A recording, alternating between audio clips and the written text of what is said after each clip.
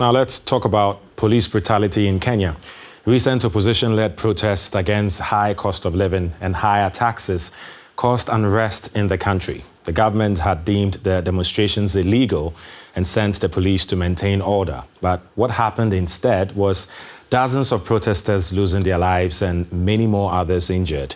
One young man who suffered the consequences of police aggression in Nairobi told his story to DW's Sella Oneko. Victor Juma shows us where he confronted the police, not far from his home where his 2-year-old daughter fainted after inhaling police tear gas 2 weeks ago. So the policemen were here. There were almost 20 of them. They grabbed me. This were the policeman with a jersey, NATO compact, grabbed my hand. They take me. Caught on camera, videos of Victor Juma's arrest made their way around Kenya. "You tear-gassed my child," Juma shouts as a plainclothes police officer grabs him from the back and drags him into a police vehicle. After that, he says, he was taken and kept in custody for 2 days before being released on bail. He still bears the scars of the beatings, which he says were made by batons and wires. I was taken to the cell after I was beaten. Some people were sleeping, but I couldn't sleep. My whole body hurt, and the floor in the cell was made of cement. The experience was bad.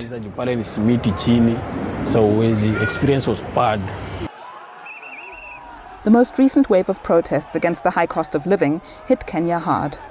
Juma's neighborhood, Nairobi's low-income area of Mathare, had become the scene of running battles and tear gas which hit both protesters and nearby residential homes. Both local and national human rights groups have called out the government for what they say is disproportionate force in response to the protests. And it's low-income areas like these where residents really bear the brunt. Members of this social justice center are documenting the cases and advising Juma on his rights.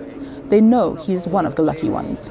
We have 2 Nairobis, the Nairobi where the constitution works and the outcast Nairobi. So we live in the outcast Nairobi where we're not given too much opportunity to escape this created violence. You know, when it's not recorded, nothing happened. Everything needs to be documented to make a trace, like we lose this amount of youth in the community.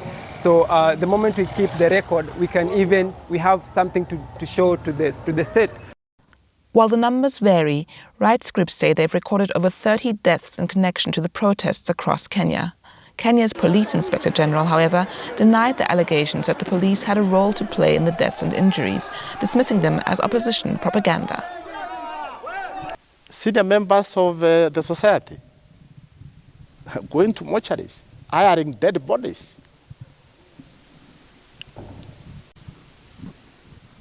Calling media, telling media that these people were killed by police officers.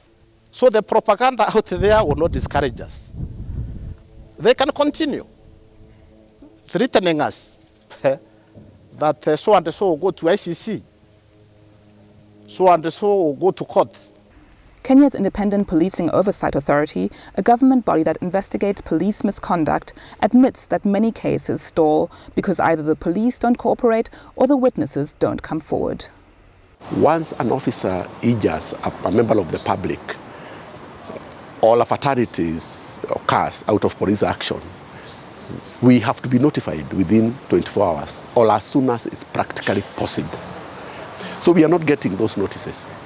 We have demonstrations all around the world, and we don't get such fatalities like we get here in Kenya. So we know there's something that we need to do, and that is to regulate demos by a legal framework. Juma's case is due back in court in a few weeks, and while he is scared that the police could retaliate, he's still determined to speak up. For more on this, let's bring in Douglas Kevoy from the Kenya Institute for Public Policy Research and Analysis. That's KIPRA. Hello and welcome to the program, sir. Let me first get your thoughts on this. The comments made by Kenya's Police Inspector General from the report you just heard. He's basically denying the existence of police brutality, isn't he? No, he was misleading the world and the country. He is not denying, he's misleading the country, he's misleading the world.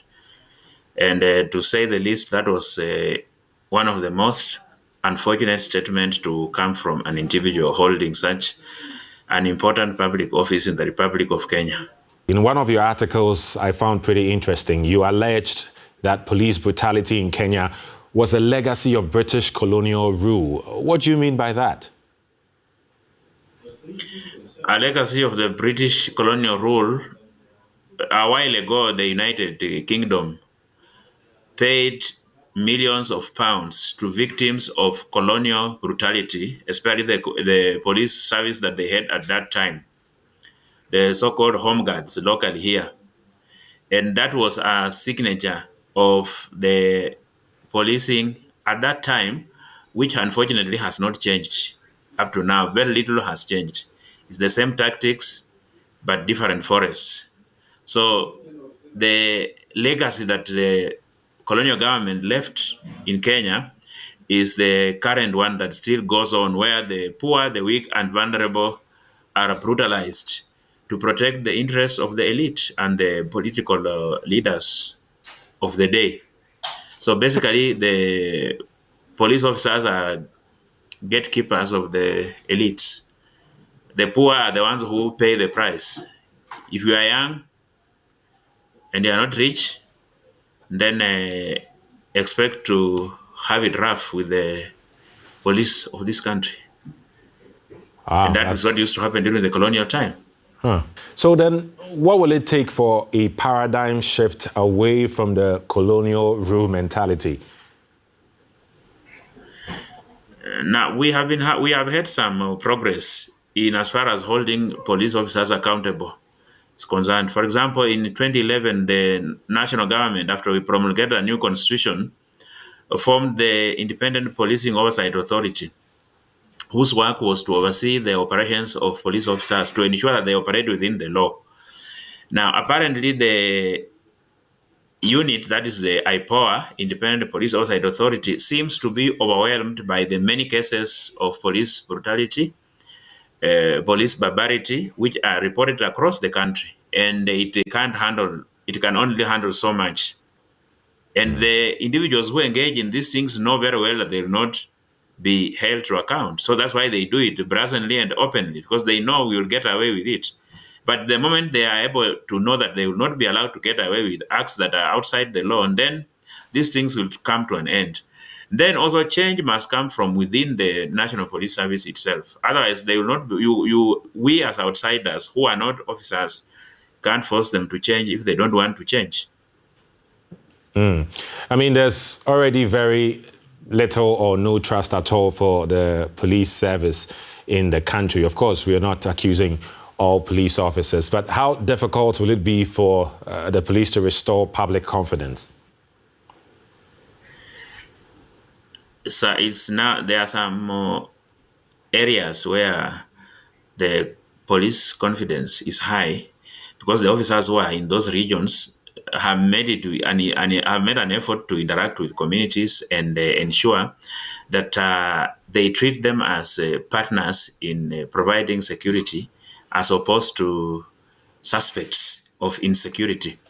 So there are areas in this country where some officers have gone out of their way to ensure that no Kenyan or no human being has their rights violated. But generally, it will take much more to restore public confidence in policing.